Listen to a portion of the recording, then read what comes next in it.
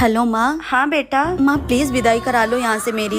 कोई बात है क्या? मैं यहाँ रह के थक गई हूँ। क्या बताऊँ आपको, ना इनके घर में एसी है ना कूलर है, सारा दिन गर्मी में रहना पड़ता है। यहाँ तक कि रोज रोज गर्मी में खाना भी बनाना पड़ता है। अब मैं ये सब और नहीं झेल सकती माँ। तो बात करवा अपनी सास से। ठीक है, मैं अभी बात करवाती हूँ।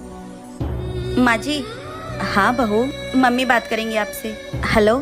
हाँ समदन जी, प्रणाम प्रणाम। मेरी बेटी की विदाई कर दीजिए, उसे वहाँ पे सुकून नहीं है। आप लोग गर्मी में उससे खाना बनवाते हैं।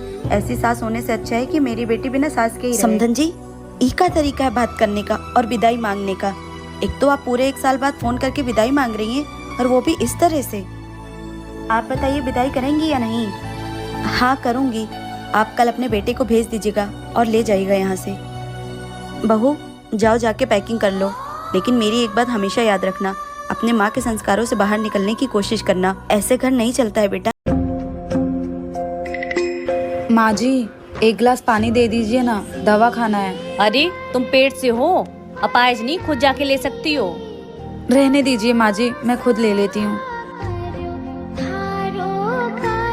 हाँ बेटा। माँ, वो दीक्षा का ना फोन नहीं मिल रहा था, आप मेरी उससे एक बार बात करवा देंगे क्या? अभी वो सोने गई है, तुम बोलो तो उठा देते हैं। नहीं नहीं माँ, आप उसे परेशान मत करो, मैं बाद में बात कर लूँगा। माँ जी, वो मेरा फोन खराब हो गया है, आप इनसे थोड़ा बात करवा देंगी क्या मेरी? अभी उसका कॉल आया था, उसने बोला कोई अर्जेंट मीटिंग में उसको कॉल करके कोई परेशान ना करे। ठीक है माँ जी, ऐसी सास के लिए कमेंट बॉक्स में 1 लाइन जरूर लिख। देवरानी जी, 9 बज गए हैं, आप और देवर जी भी खाना खा लीजिए ना। अरे हाँ, मैं तो तुमको बताना ही भूल गई। मैं उनके साथ पिज्जा खाने जा रही हूँ, तो घर का खाना नहीं खाऊंगी। आपने तो कभी खाया नहीं होगा। वो क्या है ना, भैया की कमाई इतनी नहीं है। बेचारे भैया जितना कमाते हैं उतने में तो आपको दाल चावल भी नसीब ना हो, तो ये पिज्जा बर्गर कहाँ ही होगा।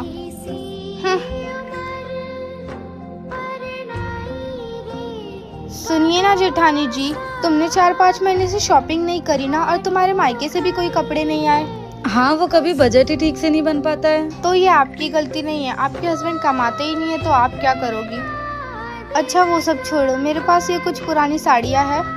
ये मैं अपनी काम वाली कमला को देने वाली थी, फिर मुझे याद आया कि आपको ही दे दूँ। ये लो दीदी, ये सब आप रख लो। ये साड़ियाँ बहुत अच्छी हैं, थैंक यू। क्या किसी गरीब इंसान को गरीबी का एहसास दिलाना अच्छी बात है? वो माँ जी, आपके लिए नाश्ता लगा दूं? अभी क्यों उठ गई? अभी थोड़ी देर और सोई रहती। काम ही क्या है तेरे पास? दिन भर सोई रहती महारानी की तरह, कोई काम करने की फिक्र ही नहीं है इसको। माँ जी, ये रोज रात को देर से आते हैं, तो बस मैं उन्हीं के इंतजार में जाग रही थी, इसलिए लेट हो गया। माँ जी, कल से जल्दी उठ जाऊंगी। बस कर, ज्यादा बहाने मत बना, जब देखो तब बहाने ही बनाती रहती है। वहाँ किचन में बर्तन पड़ा हुआ है, जाके बर्तन धो जाके। यहाँ खड़ी खड़ी मेरा मुँह मत देख। जी माँ जी, अभी जाके बर्तन धो देती हूँ। अभी तक तू यहीं पे खड़ी है या आरती उतारू तुझे भेजने के लिए? कामचोर कहीं की। कितना भी कुछ कर लो इस घर वालों के लिए, पर ये घर वाले कभी भी मुझसे खुश नहीं होते हैं। सुबह से लेकर शाम तक गधा मजदूरों की तरह मेहनत करती हूँ, पर किसी को मेरा ये दुख दर्द दिखाई नहीं देता है। हर किसी को मुझसे शिकायत है।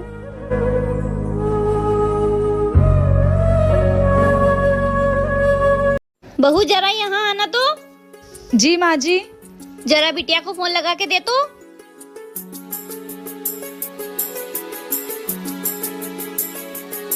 बेटा तू यहाँ आने की तैयारी कर ले। पता है ना, रक्षाबंधन के सिर्फ 10 दिन है। मैं तेरी सास से बात करके तेरी विदाई ले लूंगी। माँ जी, दीदी आ रही है। अरे बहू, तूने अपनी अटैची क्यों खाली कर ली? मायके जाने के लिए पैकिंग करी थी ना। हाँ माँ जी, लेकिन दीदी आ रही है ना, तो घर में कितना सारा काम बढ़ जाएगा। फिर मैं सोच रही थी आप इतना सारा काम अकेले कैसे करेंगी। दीदी मायके आ रही है, इसका मतलब ये नहीं कि यहाँ पर आके महारानी जैसी रहेगी। नहीं माँ जी, लेकिन बहुत सारा काम रहता है ना। थोड़ा काम वो कर लेगी, थोड़ा काम मैं कर लूंगी। नहीं माँ जी, मैं 1 दिन पहले चली जाऊंगी। चुप कर तू। पर माँ जी।